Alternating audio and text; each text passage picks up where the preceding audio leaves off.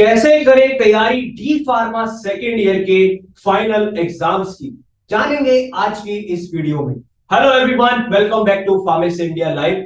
आज की इस वीडियो में हम बात करेंगे कि सर समय बहुत कम बचा है अब हमारे पास, समझ नहीं आ रहा कि हम तैयारी कैसे करें जिससे कि हम डी फार्मा सेकेंड ईयर के फाइनल एग्जाम्स में अच्छे से पास हो सके, अच्छे मार्क्स हमारे आ सके। बीटीई यूपी यानी कि board of technical education Uttar Pradesh के सेकेंड ईयर के एग्जाम्स 12 जुलाई से स्टार्ट होने वाले हैं और अब हमारे पास समय बहुत कम बचा है तैयारी करने में। अब हम थोड़ा सा कंफ्यूज भी हो रहे हैं, इवन स्ट्रेस भी हमारा बढ़ता जा रहा है, चिंता होती जा रही है कि हम तैयारी करें तो करें कैसे।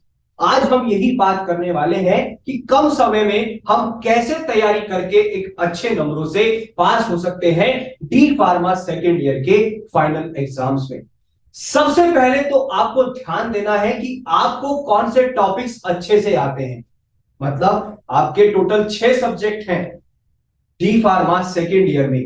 अब उसमें आपको यह देखना है कि आपको उन 6 के 6 सब्जेक्ट्स में कौन से टॉपिक सबसे ज्यादातर अच्छे से आते हैं, यानी कि जो आपको एकदम टिप्स पे है। या ये भी हो सकता है कि कोई सब्जेक्ट ऐसे होंगे आपके 6 में से 1 या 2 या 3 जो आपको बहुत अच्छे से आते होंगे, तो पहले उनको पढ़िए, उनको रिवाइज कीजिए, उनको जो है समझिए। जो अगर टॉपिक्स आपके थोड़े बहुत रह गए हैं, 90% आता है लेकिन आपको उसमें 10% बचा हुआ है पढ़ने से, तो उसको कवर कीजिए। उससे क्या होगा, जब आप अच्छे से पहले जो सब्जेक्ट आपको आते हैं, जो आपके ऑलमोस्ट टिप्स पे है टॉपिक्स, उनको जब पढ़ लेंगे तो आपका एक कॉन्फिडेंस लेवल बढ़ेगा, आपको अंदर से अच्छा लगेगा। और जो आपके सब्जेक्ट्स वीक हैं या टॉपिक्स वीक हैं, जब उनको पढ़ने बैठेंगे तो उनको इजीली आप अच्छे से समझ पाएंगे। साथ ही साथ आपको दूसरा काम जो करना है वो ये है कि अपने नोट्स बनाइए।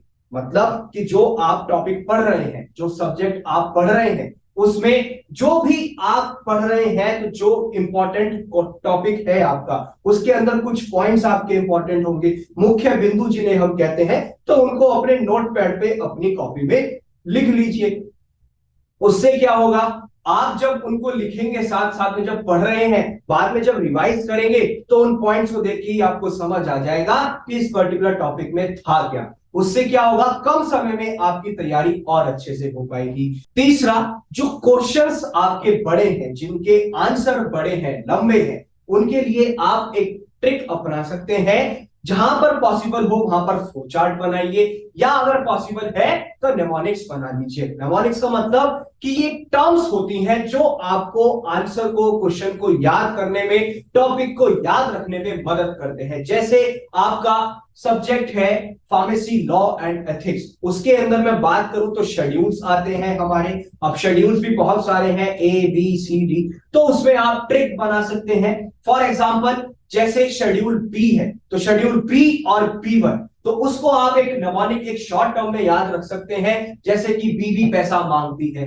अब शेड्यूल बी और B1 क्या कहते हैं बेसिकली, कि वहां पर हमें एक एप्लीकेशन फीस चार्ज करनी होती है, जो भी हमें अपनी टेस्टिंग करानी होती है ड्रग्स की या सैंपल्स की। ऐसे ही B1 में जो हमारी जो लैब्स है, जो हमारी फार्माकोपियल लैब्स होती है, तो वहां पे अगर हमें कोई टेस्टिंग करानी है तो उसके लिए भी फीस देनी होती है, इसीलिए बीबी पैसा मांगते, तो शेड्यूल बी इस तरीके से याद हुआ। शेड्यूल सी और C1 की अगर हम बात करें तो उसे आप सीता से याद रख सकते हैं। सीता, एस से आपका सेरा हुआ, आई से आपका इंसुलिन हुआ, टी से आपका टॉक्सिन्स हुआ और ए से आपका एनाल्जेंस हुए। तो बेसिकली इस तरीके से आप ऐसे शॉर्ट टर्म्स बनाएंगे, नेमोनिक्स बनाएंगे तो इजीली याद होगा। तो ये तरीका ढूंढिए, इससे कम समय में तैयारी आपकी और अच्छी होगी। नेक्स्ट जो आप ध्यान रख सकते हैं, आपको अगर लग रहा है कि उस पर्टिकुलर टॉपिक में एक डायग्राम बनाया जा सकता है, एक डायग्रामेटिक वे में हम इस आंसर को, उत्तर को समझा सकते हैं और लिख सकते हैं,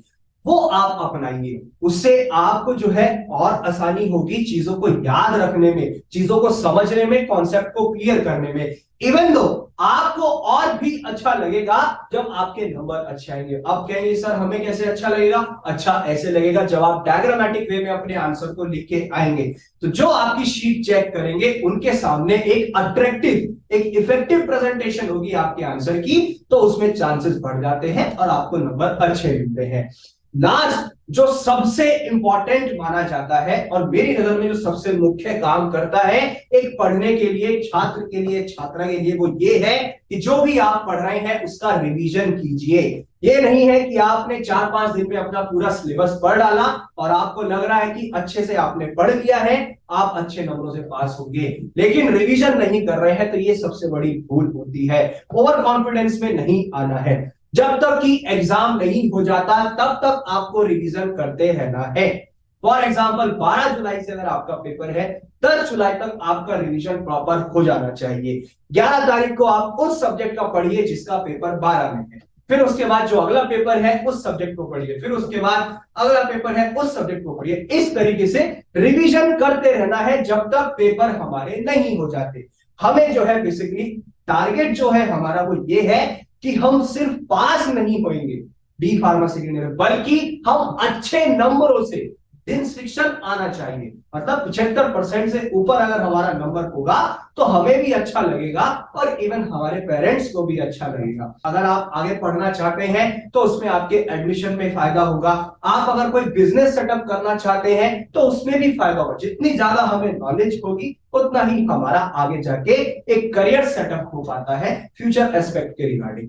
तो इन तरीकों को अगर आप अपना लेते हैं अपने डी फार्मा सेकेंड ईयर की पढ़ाई के लिए, वो जो भी हमारा समय बचा हुआ है 7 दिन का, 8 दिन का, 10 दिन का, 15 दिन का, इसको कैसे यूटिलाइज करना है, आप इन 5 पॉइंट्स को अगर याद रख लेते हैं, इन पर ध्यान दे देते हैं, तो आपके डेफिनेटली मार्क्स बहुत अच्छे आएंगे। आप अच्छे नंबरों से पास होंगे डी फार्मा सेकेंड ईयर के फाइनल एग्जाम्स में। जैसा कि बीटी यूपी की डेट शीट आ चुकी है, 12 जुलाई से आपका एग्जाम होगा, तो उसमें बहुत हेल्पफुल होगा ये आपके लिए। साथ ही साथ अब आपको अगर समझ नहीं आ रहा है कि सर हमने तो जो है पूरे साल इतनी पढ़ाई नहीं करी, लेकिन हमने क्या किया, हमने नोट्स भी नहीं बनाए हैं, ये हमसे एक बड़ी गलती हो गई है। लेकिन अब समझ नहीं आ रहा कि हम पढ़े कैसे, पढ़ाएं लेकिन समझ नहीं आ रहा है कि हम पढ़े कैसे, कहां से हम अपने नोट्स देखें, क्योंकि रिवीजन तो नोट्स से ही होगा। तो घबराइए नहीं, अभी डाउनलोड कीजिए फार्मेसी इंडिया मोबाइल ऐप और उसमें रजिस्ट्रेशन कर लीजिए। उसमें रजिस्ट्रेशन करने के बाद टाइप कीजिए डी फार्मा सेकेंड ईयर। तो जैसे ही आप D pharma second year type करेंगे फोल्डर ओपन होकर आएगा। जैसे ही फोल्डर को ओपन करेंगे तो आपको चैप्टर वाइज यानी कि हर टॉपिक के अकॉर्डिंग आपको वहां पर नोट्स मिलेंगे, और जो कि PCI pharmacy council of India ने जो सिलेबस आपका प्रिस्क्राइब किया है उसी के अनुसार उन नोट्स को बनाया गया है। साथ ही साथ हर टॉपिक के आपको वहां पर वीडियो लेक्चर्स मिलेंगे जो कि इंग्लिश और हिंदी बाइलिंगुअल लैंग्वेज में है, आपको समझने में आसानी होगी। वहां पर आपको चैप्टर वाइज मॉडल पेपर्स मिलेंगे जो कि आपके लिए एक इंपॉर्टेंट क्वेश्चन का काम करेंगे और आपकी तैयारी अच्छी करने में मदद करेंगे। साथ ही साथ आपको वहां पर प्रीवियस ईयर के क्वेश्चंस भी मिलेंगे जो यूनिवर्सिटी या बोर्ड एग्जाम्स के होते हैं हमारे, तो जो पहले पेपर हो चुके हैं उससे आप अच्छी प्रैक्टिस कर सकते हैं, वो वहां पर आपको मिलेंगे और जिसकी वैलिडिटी आपकी पूरी 1 साल तक रहेगी। ऐसा नहीं है कि सिर्फ 1-2 हफ्ते तक ही चलेगा, नहीं। तो इस तरीके से आप और अच्छे से पढ़ सकते हैं और आप अच्छे नंबर से पास भी हो सकते हैं डी फार्मा सेकेंड ईयर में। साथ ही साथ आप हमारे को वेरियस प्लेटफॉर्म्स पे फॉलो कर सकते हैं।